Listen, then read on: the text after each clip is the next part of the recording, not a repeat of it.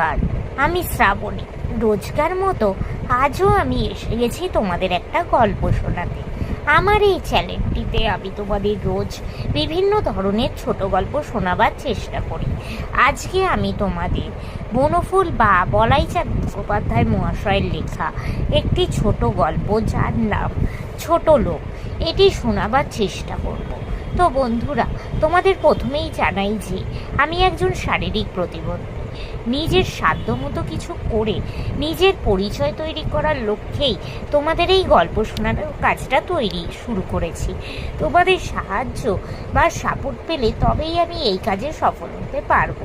তো তাই বন্ধুরা, তোমাদের আমি রিকোয়েস্ট করছি, প্লিজ প্লিজ তোমরা আমার বলা গল্পগুলো স্কিপ না করে গিয়ে পুরোটা শোনো। আমার চ্যানেলটা সাবস্ক্রাইব করো, লাইক করো, কমেন্ট করো ও একটু শেয়ার করে দাও। আর এখনও অবধি যেসব বন্ধুরা আমার এই